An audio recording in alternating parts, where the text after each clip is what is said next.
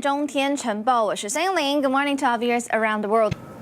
大家早安，到我们的气象时间，要赶快来关心一下台风接下来的动态哦。目前呢，其实台湾周边是有2个台风。那么范斯高台风它是在昨天白天的时候就已经形成了，那么竹节草台风是在昨天的晚间也已经正式的形成。那可以看到2个台风它们的未来路径是会交汇的，但是它们并不会相撞，因为范斯高台风会走得稍微比较快一些。那目前范斯高台风它的中心位置是在台北的东南东方大约820公里的海面上，那么预计它接下来的速度还会持续的加快。不过因为现在整个环境是不利于2个台风持续的发展增强，所以预计其实2个台风很快它们又会再度的减弱为热带性低气压了。那我们主要要警戒的是范斯高台风，因为它在今天跟明天是距离台湾最接近的时候，所以就要提醒了整个北部地区都要特别注意了，可能会下起一些局部的短暂阵雨，甚至不排除在基隆北海岸还有山区的部分有可能会出现局部较大的雨势，所以要提醒北部地区的观众朋友，接下来这几天真的是要多加留意了。那么竹节草台风呢，它昨天晚间才刚形成，但是因为它很快就会登陆菲律宾，所以等它再度出海的时候，预计它的强度跟结构也都已经受到破坏了，所以现在各国都预测，一旦它出海之后，基本上又会减弱为一个热带性低气压了。那么接下来的方向就是会要朝着日本来前进，但是等到它们都减弱之后，其实对我们的威胁就会很明显的要减少了。但是还是要提醒大家，这2个台风还是会带来丰沛的水汽。我们从卫星云图可以进一步的看得更清楚了。目前呢，范斯高台风就在这里，竹节草台风就在菲律宾这边，所以就要提醒大家，接下来这2个台风呢，它们可能会有一些互相牵引的作用，所以不排除可能全台各地都会出现局部较大的雨势，真的要特别的注意。尤其在台风慢慢远离之后，我们的风场要转吹西南风，所以西南风一旦吹进来了，南部地区的雨又会持续的下，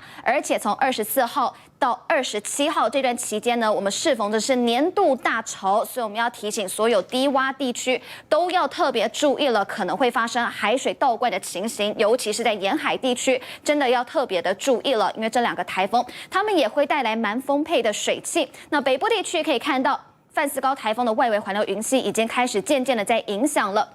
所以云层一旦飘进来，就会开始下一些雨。那么预计呢，它到了礼拜5的晚上深夜之后，就会远离我们，要逐渐朝浙江的方向去前进了。另外也要提醒大家，这几天风浪都会开始慢慢的要比较变强了一些，就是因为台风都在慢慢的接近台湾，虽然对我们没有直接的影响，但是多少会带来一些水汽，那么风浪的部分也要特别注意了。所以海上最的观众朋友也是要特别留意，但是不用担心，因为范斯高台风它距离我们还是有一定的距离，所以并不会发布陆上台风警报。海警的部分呢是有可能的，那我们就等气象署看看他们有没有在未来这几天会发布海警。不过范斯高台风对我们并没有直接的影响，所以预计大家7、2、6这天还是可以顺利的出门去投票。再来，我们从天气走势图要来关心一下未来这个雨会怎么下呢？先来看到在今天白天的部分，北部地区白天就会开始有一些雨势了，尤其山区就要特别留意，可能会有局部较大的雨势。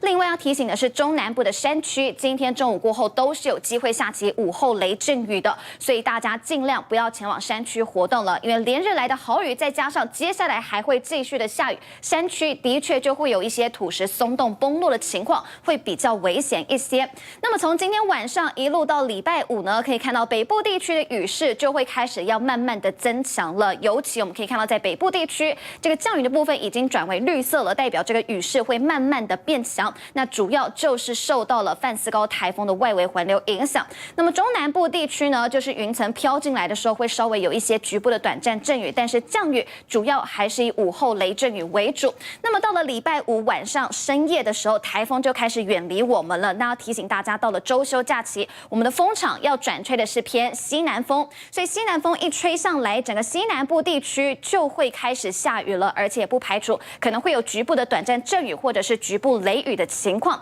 那北部地区的降雨就会慢慢的要趋缓下来了，但是可能有一些外围环流云系影响之下，还是会飘一点雨。那么到了下礼拜1到礼拜3这段期间，就是提醒大家，我们依然是在低压带的影响之下，所以这个雨势还会持续，尤其在南部以及东半部地区的观众朋友，还是要严加戒备。最后，小丁宁有几件事情要提醒大家了。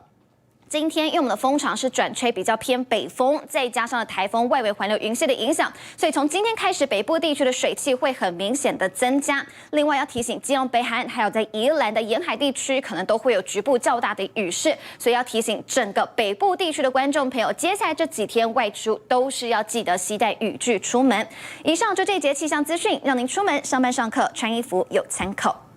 再来我们看到今